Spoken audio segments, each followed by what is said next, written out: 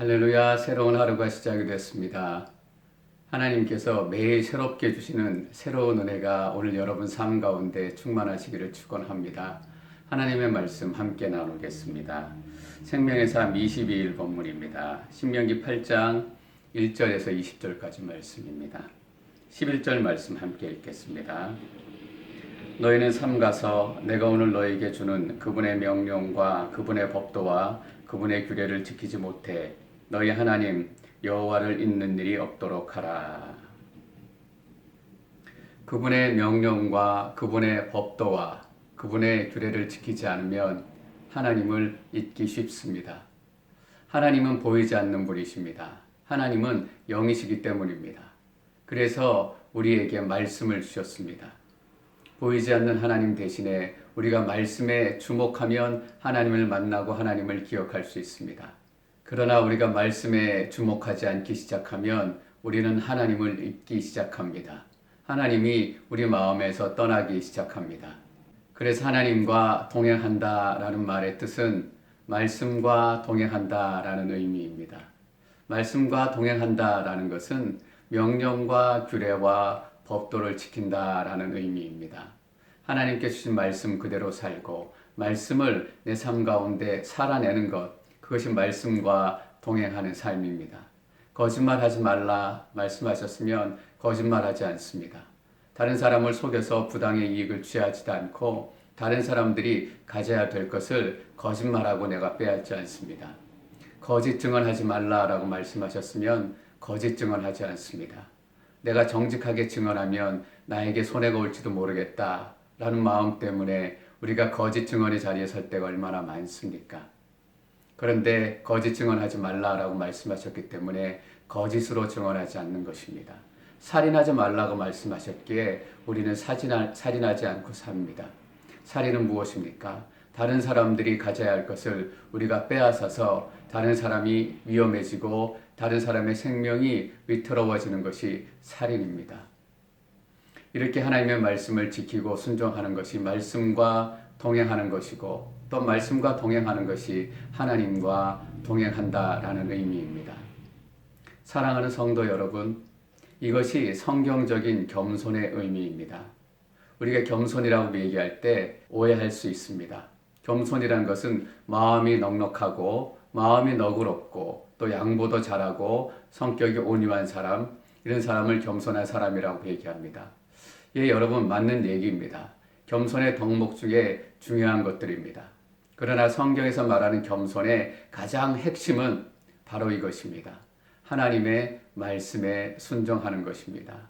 하나님의 말씀과 동행하고 하나님과 동행하는 것, 이것이 성경에서 말하는 성경적 겸손의 의미입니다. 말씀의 권위를 인정하고 또 하나님의 권위를 인정하는 것. 그래서 이렇게 우리가 얘기할 수 있습니다. 세상에서 겸손한 사람도 하나님 앞에서는 겸손하지 않을 수 있습니다. 세상에서 온유한 사람도 하나님 말씀 앞에서 온유하지 않고 반항하는 모습과 또 불순종하는 모습과 거역하는 모습을 보일 수 있습니다. 우리는 그럴 때는 겸손하다라고 말하지 않습니다. 오히려 그때 우리는 교만하다라고 얘기합니다. 12절, 13절 말씀 함께 읽습니다. 그렇지 않으면 너희가 먹고 배부를 때, 너희가 좋은 집을 짓고 정착할 때, 너희 소들과 양들이 많아지고 너희 은과 금이 많아지며 너희가 가진 모든 것이 불어날 때. 하나님은 보이지 않는 분이시기 때문에 우리는 보이는 것 때문에 끝없이 유혹을 받습니다. 하나님은 만질 수도 없는 분이기 때문에 우리가 느낄 수 있는 것에 끝없이 유혹을 받습니다. 우리가 배부를 때 우리는 그 배부름을 하나님으로 바꿔놓고 싶어 합니다.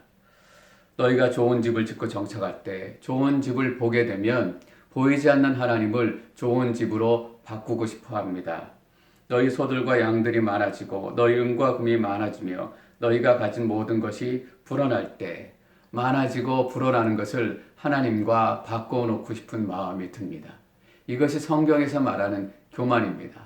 성경적인 교만은 단지 성격이 고약하고 또 성격이 완악하고 또 다른 사람들을 무시하고 이런 것들만 얘기하는 것이 아닙니다. 성경적인 교만은 바로 이것입니다.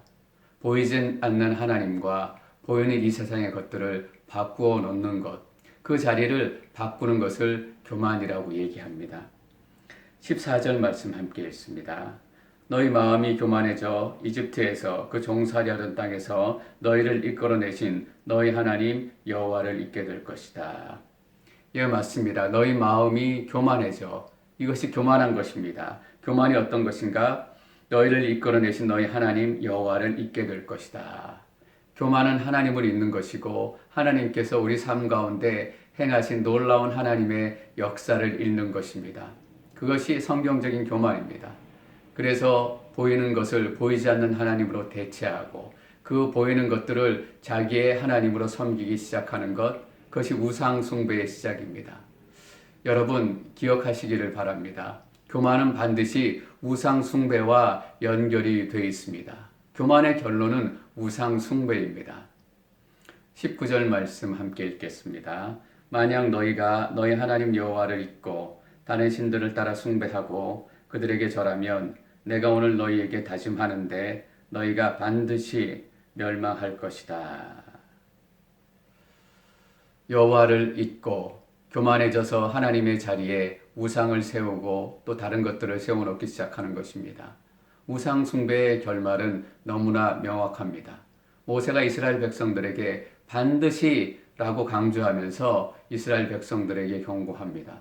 우상을 숭배하고 그것들에게 절하기 시작하면 너희는 반드시 멸망할 것이다. 여러분, 우상 숭배의 결말은 너무나 명확합니다. 교만의 결론은 너무나 클리어합니다. 예외 없이 교만한 자들은 하나님의 심판을 피할 수 없고 멸망을 피할 수 없습니다. 교만이라는 말뜻 자체가 하나님을 떠났다라는 의미이기 때문입니다. 20절 말씀 계속 읽겠습니다. 여호와께서 너희 앞에서 멸망시키신 그 민족들처럼 너희는 너희 하나님 여호와께 순종하지 않은 것으로 인해 멸망당할 것이다. 너희 앞에서 멸망시킨 그 민족들처럼 하나님께서는 이스라엘 백성들을 다르게 살라고 부르셨습니다. 멸망당한 그 민족들과는 다른 모습을 보이라고 부르셨습니다. 사랑하는 성도 여러분, 하나님께서는 이 땅에서 크리스찬 믿음의 사람들이 다른 모습으로 살아가기를 원합니다. 교만이 가득 찬 이 세상, 하나님의 말씀에 거역하는 이 세상에서 겸손한 자로 살기를 원하십니다. 다른 사람들은 그렇지 않지만 하나님을 믿는 사람들은 하나님과 동행하고 말씀과 동행하고 또 하나님의 권위를 인정하며 말씀에 순종하는 삶을 사는 것입니다. 그렇게 살지 않으면 다른 나라와 구별이 없어집니다. 다른 나라와 구별 없이 사는 모습이라면 그 결말조차도 다른 나라들과 구별이 없다라는 뜻입니다. 멸망시키신 그 민족들처럼 너희는 너희 하나님 여호와께 순종하지 않은 것으로 인해 멸망당할 것이다. 하나님 앞에 멸망당하는 이유는 하나입니다. 많이 배우지 못해서, 많이 벌지 못해서, 많은 사역을 못해서 멸망당하는 것 아닙니다. 멸망당하는 이유는 하나, 순종하지 않았기 때문입니다. 말씀의 권위를 인정하지 않았기 때문이고 하나님의 권위를 인정하지 않았기 때문입니다. 여러분, 반대로 생각하면 너무나 쉬운 결론을 또 하나 우리가 내릴 수 있습니다. 그렇다면 우리가 하나님의 축복을 누릴 수 있는 방법은 무엇인가? 멸망당하지 않는 방법은 무엇인가? 하나님의 말씀에 순종하고 겸손한 자가 되는 것입니다. 저는 여러분들에게 단순히 세상적인 겸손뿐만 아니라 하나님께서 말씀하시는 영적인 겸손이 여러분 삶 가운데 충만하시기를 축원합니다. 그래서 어느 곳에서나 하나님 말씀이 제1의 권위를 가지고 있고 하나님과 동행하는 것이 내 삶의 가장 중요한 가치가 되는 것. 그렇다면 우리는 분명히 이 세상 속에서 다른 삶을 살게 될 줄 믿습니다. 그것은 우리 인생의 다른 결론을 의미하는 것입니다. 우리 손으로 만든 결론이 아니라 하나님께서 여러분 가운데 축복으로 선물하신 하나님의 축복의 결론이 여러분 삶 가운데 함께 하실 줄 믿습니다.